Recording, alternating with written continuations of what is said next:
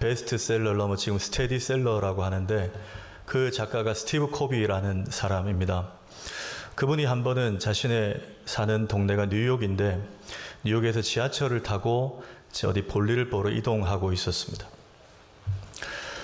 객실 내가 꽤 조용한 상태에서 그렇게 다들 가고 있었어요. 그런데 어느 역에 정차했을 때 한 젊은 아빠와 5살 정도로 보이는 아들이 그 열차에 탔습니다.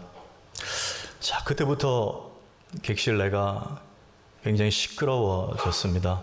애가 막 짜증을 내고 울고 소리를 지르고 보채고 막 그렇게 시끄러워졌어요. 그런데 이상한 것은 그 젊은 아빠가 그렇게 강하게 애를 제지하지 않는 듯해 보였습니다. 그러한 모습들이 그 열차 안에 있었던 여러 사람들에게 짜증을 유발시켰습니다. 그 중에 한 기센 여성이 나섰습니다. 제가 미국의 뉴욕 지하철이라고 했습니다. 그러니까 영어로 했을 텐데 제가 시간 관계상 한글로 말씀을 드리겠습니다. 저기요, 이봐요. 지금 뭐 하는 거예요, 공공장소에서. 애가 저렇게 난리를 피우면 좀 제재해야지. 지금 여기 있는 사람들 불편해하는 거 안 보여요? 당신들 때문에? 굉장히 좀 정색을 하고 질책을 했습니다. 그랬더니 그 젊은 아빠가 굉장히 민망해하고 미안해하는 표정으로 이렇게 이야기했습니다. I'm sorry. 그 다음부터 한글로 할게요. 미안합니다. 너무 미안합니다. 사실은 지금 이 아이 엄마의 장례식을 마치고 돌아가는 길입니다. 애가 너무 엄마를 찾아서 제가 어떻게 해야 될지 몰라. 너무 미안합니다. 너무 죄송합니다. 그렇게 사과를 했어요. 그 말을 들은 스티브 코비와 그 여성과 객실 내 모든 사람들이 일제히 시선을 땅바닥으로 떨구고 아무 말을 하지 못했습니다. 여러분, 사람이 이렇습니다. 우리는 어쩔 수 없이 보여지는, 드러나는 현상만 보고 판단합니다.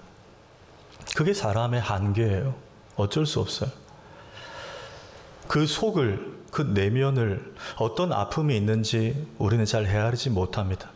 보이는 것만 보고 함부로 단정 짓습니다. 그게 우리 인간의 한계입니다.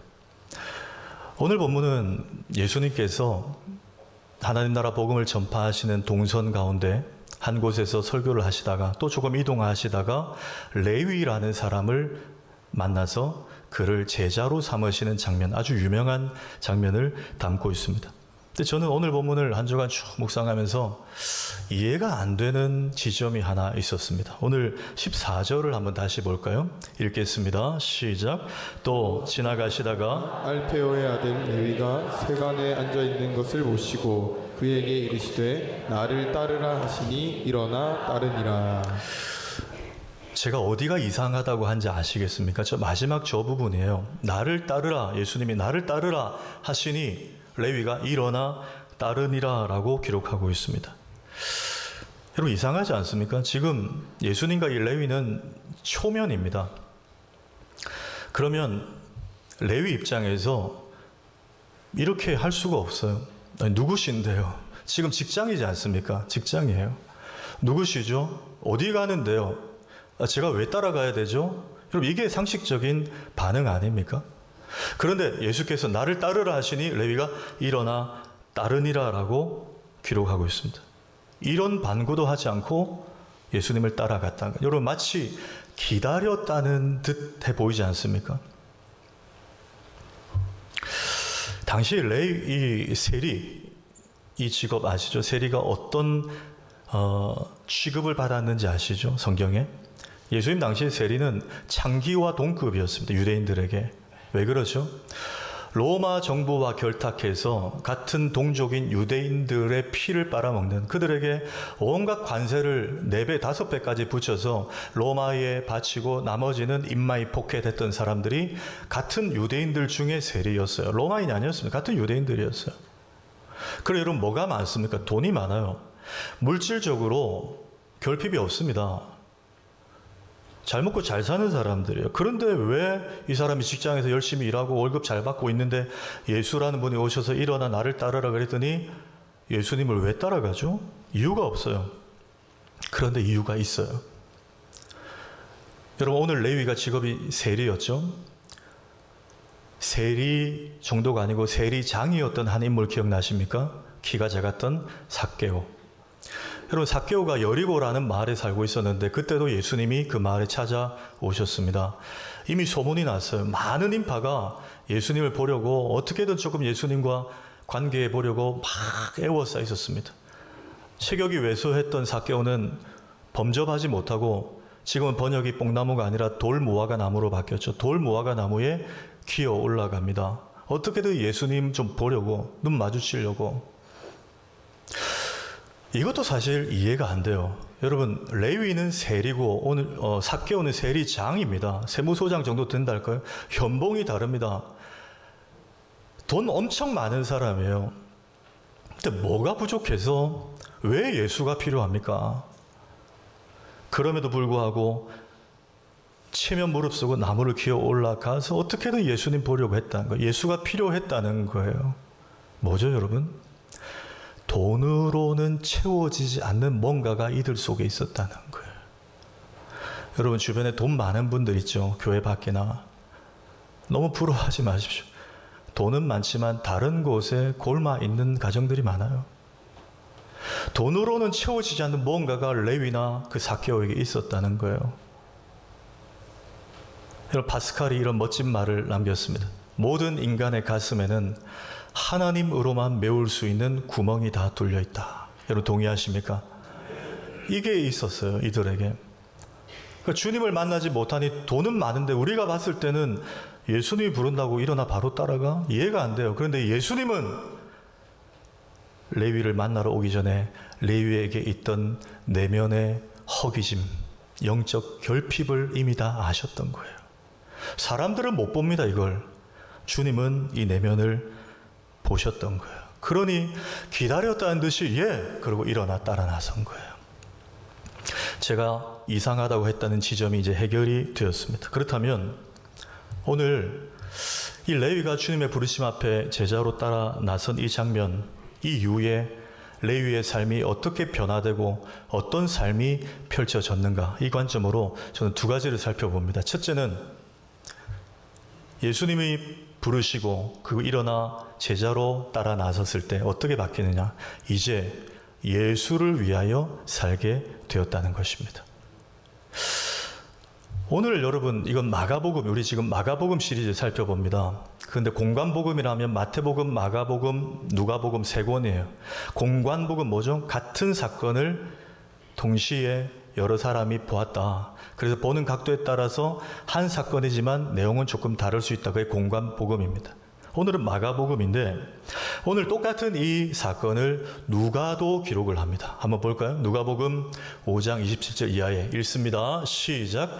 예수께서 나가사 레위라 하는 세리가 세관에 앉아 있는 것을 보시고 나를 따르라 하시니 그가 모든 것을 버리고 일어나 따르니라. 레위가 예수를 위하여 자기 집에서 큰 잔치를 하니 세리와 다른 사람이 많이 함께 앉아 있는지라. 저는 이 누가의 관점도 주목합니다.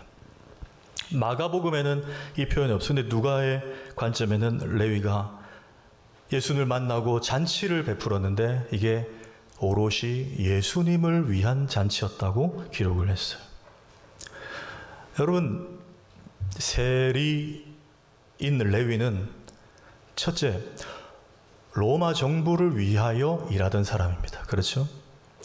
둘째, 로마 정부만을 위해 일한 사람이 아니고 자기를 위해서 일했던 사람이에요. 자기 주머니를 위해서, 자기 가족만 잘 먹고 잘 살면 된다고 생각하고 살던, 그러니까 자기를 위하여 살던 사람이에요. 그런데 그런 그가 오늘 주님께서 나를 따르라 하시고 그 부르심에 순종했더니 자기를 위하여 살던 사람이 예수를 위하여로 전환되더라는 거예요. 여러분, 이 복이 우리에게 임하기를 축복합니다. 예수를 위하여로 삶의 모든 인생의 목적과 가치관이 완전히 바뀌어버리더라는 거예요. 자기 중심의 삶에서 예수 중심의 삶으로. 여러분, 예수 중심의 인생이란 그럼 뭘까요? 예수 중심의 인생. 우리 교회 이제 낮예배 설교가 쇼츠 영상으로 매주 만들어지는데, 몇 달 전에 쇼츠를 보고 우리 교회 등록한 한 집사님이 계신데, 이분이 산부인과 전문의이세요. 그래서 이제 새가족 수료하시고 제가 등록 신방을 가서 이렇게 이제 대화를 나눴는데, 이 집사님께 직접 들은 이야기입니다. 본인이 이제 진료하던 한 산모 환자 중에 진료를 받고 집에 돌아가는 길에 갑자기 지금 우리 중고생들은 이 책을 잘 안 보는데 저나 조금 우리 어른들은 아실 거예요. 수학하면 뭘 봤으면 정석이라는 책 아시죠? 하면 띄워줄 저 책 아시죠? 저거 우리 다 봤어요. 그렇죠? 저는 뭐 초등학교 1학년 때인가 다 뗀 기억이 있습니다. 저 수학 정석을 다 우리는 보고 자랐어요. 그 산모가 갑자기 수학 정석 책이 막 보고 싶더래요. 여러분, 이 산모는 수박은 좋아했는데 수학은 안 좋아했대요, 원래. 근데 서점 가서 저 책을 샀대요. 그냥 뭔가 홀린 듯이. 그리고 집에 가서 저 두꺼운 책을 3번을 정독을 했답니다. 3번을 쭉 며칠 동안. 근데 여러분, 몇 달 후에 애가 태어났어요. 얘가 수학 영재더래요. 고등학교 때 전국 수학 경시대회 전국 2등. 자, 하나 더 있습니다. 서울대 전기공학과에 들어갔대요. 이거 방송실에 틀어놓은 거 아니죠? 우아 소리. 네. 진짜예요, 여러분. 뭐죠? 산모가 수학을 좋아하고 잘하던 분은 아닌데, 얘가 뱃속에서부터 하나님 주신 그 DNA가 있었죠. 그 수학에 대한 어떤 그게 있었나 봐요. 하나님의 지혜는 신묘막측합니다. 예.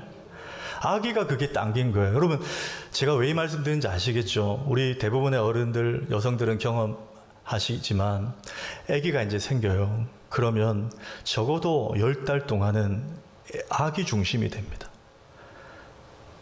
막 별로 뭐 땡기지도 않았던 평소의 음식들이 갑자기 당겨요. 그렇죠? 반대로 너무 좋아했던 음식들인데 막 거부 반응이 일어나고, 또 좋아했지만 해로울 것 같은 것은 아기를 위해서 안 먹어요. 절제 참아요. 적어도 10달 동안은 그렇게 해요. 그게 여러분 아기를 위하여 동의어로 아기 중심으로 바뀌는 거예요. 저는 이 이치가 예수 믿고 예수님의 영을 내 안에 모신 우리의 모습과 같다고 생각합니다. 여러분, 예수님의 영이 우리 안에 계신 줄 믿으십니까? 그럼 우리 삶은 자연스럽게 예수를 위하여로 바뀌고 예수 중심으로 바뀌는 거예요. 예수님이 좋아하는 것에 나도 지향하고 예수님이 싫어하는 것은 나는 지양하게 되어 있습니다. 이제 연말이 다가오니까 여기저기서 봉사하던 파트들에 좀 이제 내가 이런저런 일들로 힘들어서 그만하시겠다는 얘기들이 들려요. 여러 파트에서 들려요. 다 사정이 있으실 거예요. 그런데 여러분, 오늘 설교를 듣고 다시 기도해 보시고 결정하셔야 돼요. 왜 그런가? 우리가 지금 하고 있는 봉사, 여태껏 해왔던 봉사들은 결코 나의 만족과 유익을 위해서 시작한 것들이 아니기 때문입니다. 예수님이 원하셔서 시작하신 것 아닙니까, 여러분? 맞습니까? 예수님이 내가 섬기고 헌신하는 걸 기뻐하시기 때문에 시작한 거예요. 그게 아니라면 나의 인조이죠. 예수님을 위해서 시작하셨어요. 그러면 그만두실 때도 예수님이 원하실 때 그만두셔야 돼요. 그게 예수 중심의 봉사고 제자의 삶이라는 거예요. 그런데 그렇지 않은 경우들이 꽤 있어요. 그만둘 때는 어떤 뭐 다른 환경, 어떤 사람 때문에 그냥 내가 그만두고 싶으면 그만둬. 예수 중심 아니고 내 중심으로 결정을 해요. 다시 한번 기억했으면 좋겠습니다. 우리 교회 봉사하시는 모든 파트의 모든 분들 기억하십시오. 예수를 위하여 봉사하십시오. 우리 할렐루야 찬양대 이렇게 하면 다 보셔야 되는데, 할렐루야 찬양대 예수를 위해서 찬양하십시오. 네, 교인들 위해 찬양하는 게 예수님을 위해 찬양하는 거예요. 여기 이제 10시에 교육부도 섬기시고 온 교사들 있죠. 내가 아이들을 위해서 교사한다? 아니요, 그거는 2차적인 거예요. 예수를 위해서 교사하시길 축복합니다. 그게 우리의 동기여야 돼요. 일부 예배 드리고 지금도 어제도 오셔서 식당 봉사 주방 준비하시는 분들, 제가 일부 때도 그랬어요. 교인들 밥을 위해서 봉사하는 게 아니에요. 예수를 위해서 내가 주방에 헌신하는 거예요. 여러분, 이 가치관이 딱 정립이 돼야 됩니다. 그러면 환경이나 사람 때문에 그만두지 않아요. 혹 교사하다가 아이나 학부모 때문에 상처받을 일들이 있어요. 그것 때문에 그만두지 않는다고요. 왜? 내가 예수를 위해서 이거 시작했는데. 그게 분명히 서 있어야 돼요. 성격이 안 맞아서 같이 일하기 힘든 경우들도 있을 겁니다. 근데 여러분, 그 에피소드 기억하십니까? 가룟 유다가 예수님을 팔아넘기고 겟세마네 한 접선 장소에 예수님이 몇 시에 올 거다. 그리고 군대와 대제사장의 무리와 사람들이 예수를 잡으려고 막 하고 있을 때 예수님이 가셨어요. 잡혔습니다. 그때 선임 제자였던 베드로가 욱해가지고 대제사장의 종 말고를 칼을 빼가지고 탁 쳤는데 정확하게 귀가 잘려나갔어요. 완전 오상욱이에요. 정확하게 귀가. 대단해요. 홧김에 한 거예요. 그런데 여러분, 죄송합니다. 여러분이 예수님이면, 제가 예수님이라면 역시 넌 내 제자야. 이랬을 것 같아요. 의리있네. 예수님 뭐라 하는지 아세요? 누가복음 22장을 보십시오. 이것까지 참으라. 그랬어요. 이것까지 참으라. 여러분, 교회 봉사하시다가 도저히 안 맞는 사람들이 있어요. 그렇죠? 왜 없겠어요? 사람들의 모임이고 죄인들의 모임인데, 야, 저 사람이 뒤에서 나 저런 말을 해? 너무 모욕적이라고. 나 자존심 상해서 못하겠다고. 내가 어떻게 이것까지 참아야 돼? 예. 예수님이 이것까지 참으래요. 성경이 말, 그것까지 참어. 그게 예수를 위한 거야. 여러분, 예수님을 따라 나서면 본질은 행복하지만 행복하지 않은 비본질적인 일들이 너무 많아요. 그런데 주님 말씀하세요. 이것까지 참아. 그게 예수를 위하여 따라 나선 제자도야. 여러분, 이 연말에 우리 교회 봉사하시는 모든 분들 이 신앙 회복하기를 축복합니다. 두 번째는 이제 새로운 인생이 된다는 거예요. 완전히 새로운 인생이 된다.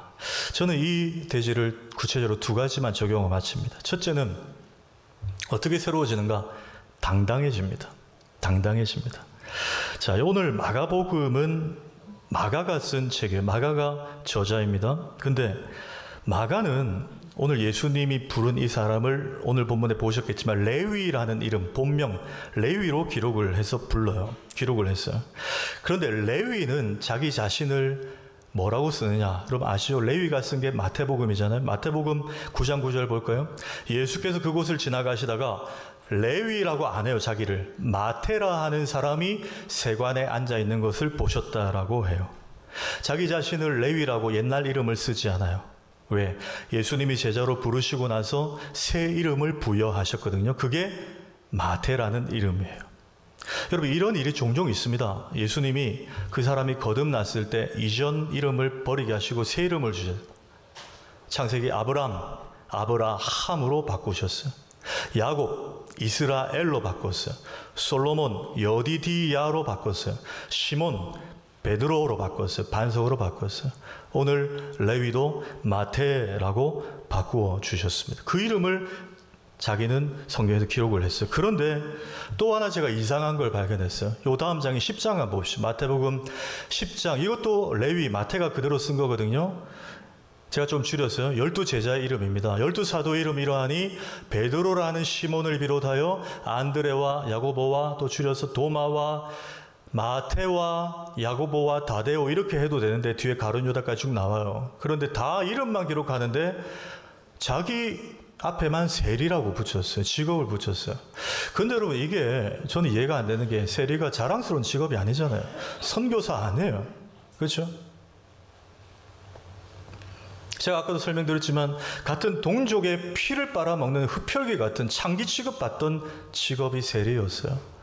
그런데 예수님 만나 제자가 되고 예수님은 너희들은 내 사도라고 했는데 그 이름을 기록하면서 그 과거에 부끄러웠던 숨기고 싶었던 직업인 세리를 자기가 지금 기록을 하고 있단 말이에요.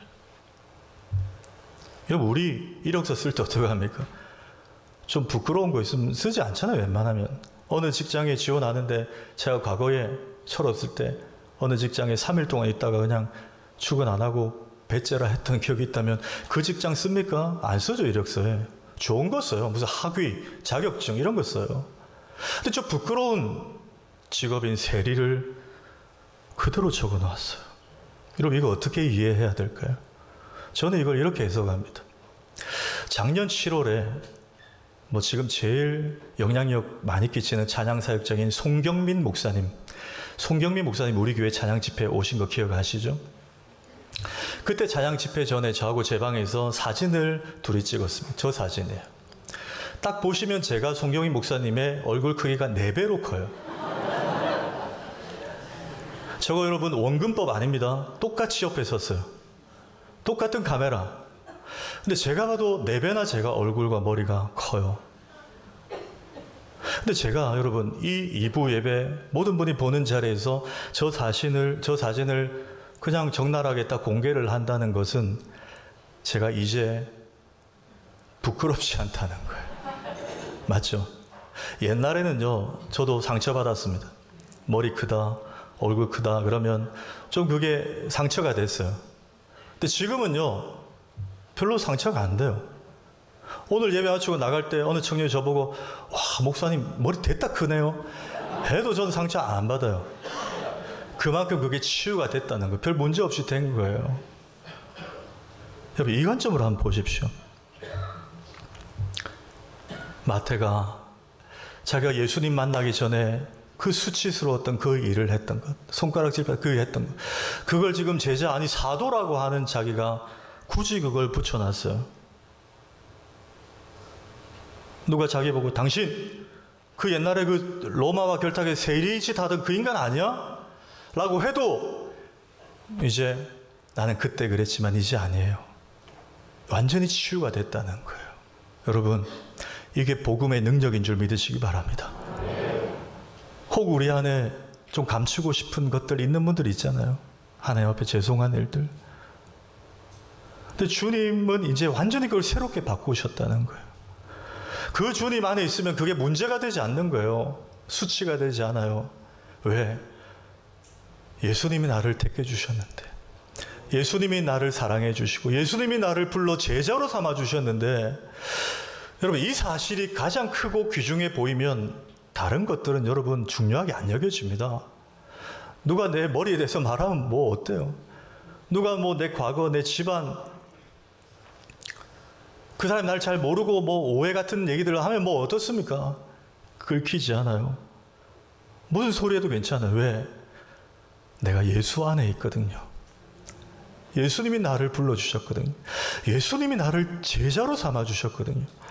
그러니 마태는 자기 앞에 부끄러운 세리를 갖다 붙여도 전혀 문제가 없는 거예요. 여러분, 고린도서 5장 17절 다 암송하시죠? 한번 읽겠습니다. 시작. 그런즉 누구든지 그리스도 안에 있으면 새로운 피조물이라. 이전 것은 지나갔으니 보라, 새 것이 되었도다. 아멘. 여러분, 믿으십니까? 여러분, 그리스도 안에 있으십니까? 그러면 여러분 새 것이 되었어요. 앞에 뭐가 부끄러운 게 붙어도 전혀 문제가 안 됩니다. 가장 중요한 것, 예수님이 나를 불러 제자로 삼아 주셨다는 것이 우리의 자격이 되고 우리의 스펙이 되는 줄 믿으시기 바랍니다. 네. 두 번째는 어떻게 새로워지는가? 특별해집니다. 우리의 존재 자체가 특별해진다는 거예요. 제가 좀 전에 예수님께서 제자로 삼으실 레위에게 새 이름을 주셨다 그랬어요. 그 이름이 마태라 그랬습니다. 매튜라 그러죠. 마태는 다른 뜻이 없어요. 딱 이 하나의 뜻이 있습니다. 하나님의 선물입니다. 마태 뭐라고요? 하나님의 선물이다. 이 뜻밖에 없어요. 이 단어가. 여러분, 가만히 생각해 보십시오. 선물은 누구에게 주나요? 다 줍니까? 아니요. 다 주면 기념품이에요. 다 주면 참가상입니다. 특별한 사람에게 줘요. 그렇죠? 내가 특별히 마음을 두고 있는 사람, 특별히 내가 챙겨야 되는 사람, 애정하는 사람에게 주는 게 선물이에요. 예수님이 레위를 제자로 삼아서 마태라고 부르신 것은 너는 이제 나 따라오면 특별한 존재가 되는 거야. 너는 예수 믿으면 특별한 인생이 되는 거야. 그 메시지를 부여해 주신 이름이 마태라는 거예요. 그렇다면 여러분, 우리도 적용합시다.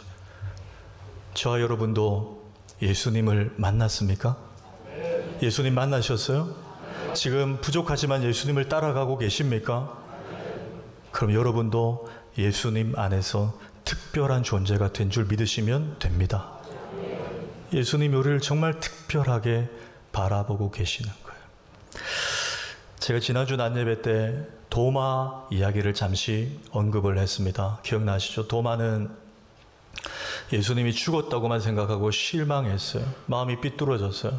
그래서 제자들이 다 모여 있을 때 잊지 않았어요. 하필 그때 부활하신 예수님이 그 집에 찾아오셨는데 도마만 없었어요. 그래서 나머지 제자들은 다 부활하신 예수님을 만나고 예수님의 부활을 믿게 되었어요. 도마만 없었어요. 그런데 딱 일주일 후에 부활하신 예수님이 다시 찾아오십니다. 왜? 도마를 위해서. 도마가 나는 내가 본 것만 믿어. 난 내가 만져본 것만 믿어. 이렇게 말했거든요. 그래서 그 도마를 위해서 예수님이 일주일에 다시 찾아오신 거예요. 여러분, 그것만 봐도 참 예수님이 도마를 사랑하신다는 걸 알 수 있죠. 그런데 저는 그 기록을 다룬 요한복음을 보면서 예수님이 정말 도마를 특별하게 사랑하셨구나를 알 수 있는 부분이 있었어요. 요한복음 20장 27절 읽습니다. 시작. 도마에게 이르시되 내 손가락을 이리 내밀어 내 손을 보고 내 손을 내밀어 내 옆구리에 넣어보라. 그리하여 믿음 없는 자가 되지 말고 믿는 자가 되라. 여러분 잘 보십시오. 예수님이 다시 찾아오셔서 도마에게 그래, 네가 말한 대로 네 손 내밀어서 내 손 봐, 확인해. 손 내밀어 내 옆구리에 넣어봐. 자, 넣어봐. 이렇게 하셨다는 거예요. 근데 여러분, 여기서 왜 제가 예수님이 도마를 정말 특별하게 사랑하셨는가를 깨닫는가 하면 이 멋진 성화를 한번 보십시오. 한번 띄워주십시오. 예. 저기 유명한 화가가 그린 의심하는 도마라는 작품이에요. 바로 이 구절을 두고 그린 그림이에요. 근데 여러분 잘 보십시오. 예수님의 몸을 잘 보십시오. 지금 예수님 십자가 죽으시고 부활하신 몸이에요. 여러분, 부활하신 몸은 완전한 몸입니다. 깨끗한 몸이에요. 아시는 대로 예수님 십자가에 달려 죽으시기 전에 이미 밤새 채찍에 맞으셨습니다. 군병들이 주먹으로 예수님의 얼굴을 때렸어요. 얼굴에 멍, 찢어진 자국, 가슴 부위에 납이 달린 채찍 때문에 살점이 찢겨 나가는 예수님의 몸이 부활 전의 몸이에요. 십자가 달리시기 전의 몸이에요. 지금 그 자국과 상흔이 없습니다. 그러니까 부활하신 몸을 화가가 그린 거예요. 그런데 뭐는 남아있어요? 아까 그 말씀대로 옆구리에 창자국은 남아있고, 또 지금은 보이지 않지만 예수님 손에 못자국, 그 구멍 상흔은 남아있어요. 무슨 말이냐? 예수님이 부활의 몸으로 제자들을 찾아오셨지만 다른 건 다 깨끗하게 하셨지만 도마만을 위해서 못자국과 창자국은 그대로 남겨두고 찾아오셨다는 거예요. 이해가 되십니까, 여러분? 네. 그만큼 도마를 특별하게 사랑하시고 대하셨다는 거예요. 여러분, 그런데 이게 도마만의 은혜입니까? 우리도 도마 같을 때가 많잖아요. 우리 시험이 오고 갈등이 오고 문제가 생기면 우리도 주님 의심할 때 많잖아요. 저도 그래요. 왜 주님 이 일을 빨리 해결 안 해주시나? 왜 침묵하시나? 도대체 이거 어떻게 해라고 이러시나? 때로는 불평이 나옵니다. 하나님의 능력을 의심할 때가 있어요. 우리도 도마 같아요. 저도 도마 같아요. 그런데 우리가 그러할 때 주님은 의심한다고 책망하시는 게 아니고 때로는 믿음의 멘토들을 통해서, 또 함께 믿음 생활하는 지인들을 통해서, 환경을 통해서, 때로는 금요철화를 통해서, 또 주일 강단을 통해서 그래서 그렇게 하셨구나.